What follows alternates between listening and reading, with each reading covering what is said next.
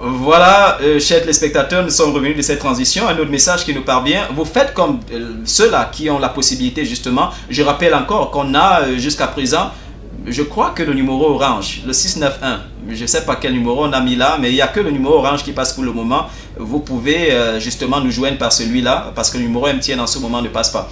Alors, ce que je suis en train de souligner, on l'a déjà dit, que lorsqu'on parle des maladies du dos, il faut considérer trois choses. Soit ça concerne le bas du dos et c'est une lombalgie, soit le milieu du dos et c'est une dorsalgie, soit un peu plus haut et ça, ce serait une cervicalgie.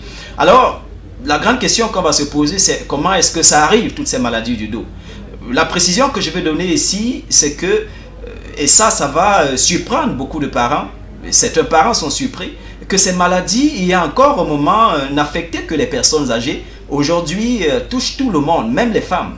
Ça touche pratiquement tout le monde et ça on ne comprend pas. Il y a encore quelques années, on achetait des bombes parce qu'il fallait envoyer ça au village pour grand-mère ou pour grand-père parce qu'on savait que c'est eux qui habituellement vont souffrir de ce genre de mal. Sauf qu'aujourd'hui, on voit des plus jeunes aller consulter ou se faire consulter à l'hôpital pour des maladies du dos. Et ça attire quelque peu l'attention. On a envie de se poser la question, qu'est-ce qui se passe exactement pour que les maladies de vieux affectent aujourd'hui les jeunes?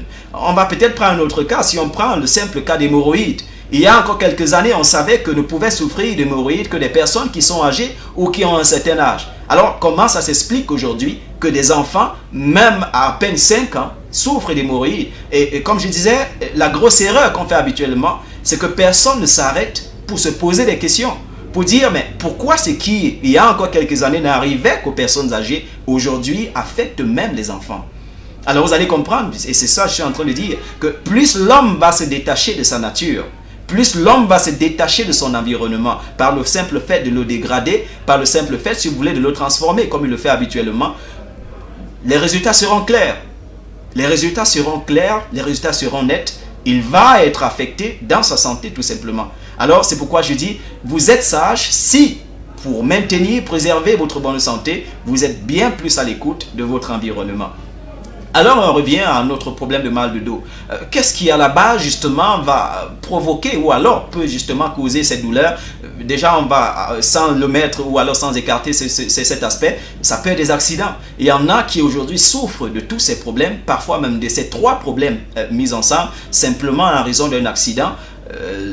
Quand on parle d'accident, ça peut être un accident de travail, ça peut être un accident peut-être lors d'un voyage. Voilà ce qui, et pour certains, peut justement constituer, si vous voulez, la cause de ces douleurs.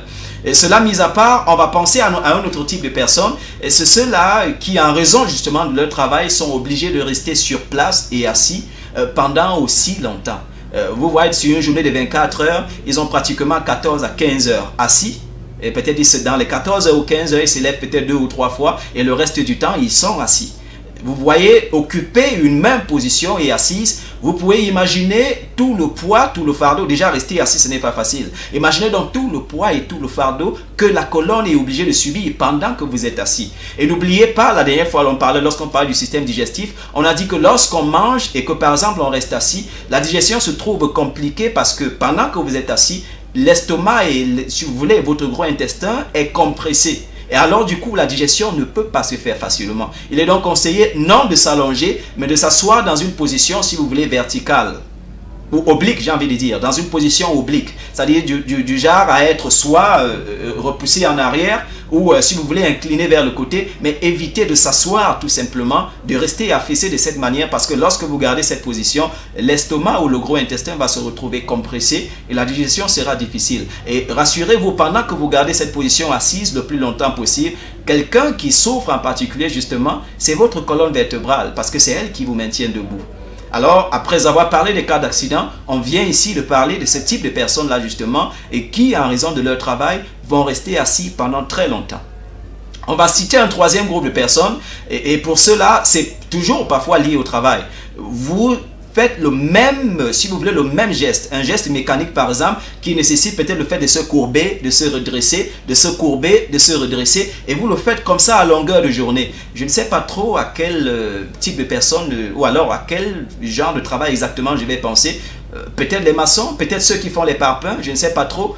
Mais quand vous voyez habituellement ceux-là qui font le même exercice, le même mouvement, le même geste à longueur de journée et sur une longue période, justement à un moment donné, vont se plaindre d'un souci de mal de dos.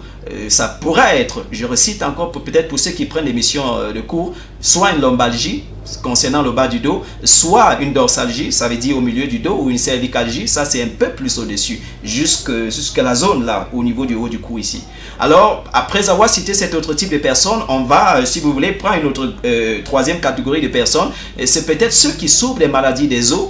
Et une des maladies de l'os qu'on peut parler ici, sans parler de cancer bien sûr, c'est l'ostéoporose. Et l'ostéoporose qui simplement sera causée par le simple fait que vous êtes suffisamment déminéralisé. Et un des minéraux qu'il faudra considérer ici, c'est le calcium. Alors, si vous faites une ostéoporose, ça veut dire que vous n'avez pas suffisamment de calcium, vos os ne sont pas suffisamment enrichis, alors vous pouvez, si vous voulez, être affecté par une maladie du dos. Parce que le dos, rassurez-vous, la colonne vertébrale, c'est d'abord des os. Ça, il faut prendre ça en compte. Alors, après avoir cité cet autre type de personnes, on va prendre peut-être le deuxième groupe, je viens juste de voir dans ma note, on va prendre le dernier groupe avant de poursuivre. C'est ceux peut-être qui parlent fait des médicaments. Ça pourrait être des antibiotiques, ça pourrait être des antidouleurs, ça pourrait être des antalgiques ou tout simplement, je ne sais pas trop, qui parlent, si vous voulez, une consommation ou une prise prolongée de ces médicaments pourrait justement être affectée. Vous allez prendre certains de ces médicaments et lorsque vous lisez la notice, vous voyez qu'il est dit très clairement justement que si vous avez un souci lié à votre colonne vertébrale, il ne vaudrait mieux pas consommer ces médicaments. Il y a aussi ces médicaments justement qui, lorsque vous les prenez, vont affecter votre système neurologique et on sait que la colonne vertébrale par excellence est celle-là justement qui permet le transit parce que c'est par elle justement que va transiter les nerfs et tout le reste pour communiquer avec le reste du corps. Alors si vous prenez ces médicaments qui vont affecter votre système neurologique, il y a des possibilités qu'à la longue justement la colonne vertébrale se trouve affectée parce que c'est elle, voilà, qui aide justement à la transmission, si vous voulez, ou alors à la communication entre, si vous voulez, la tête et le reste du corps.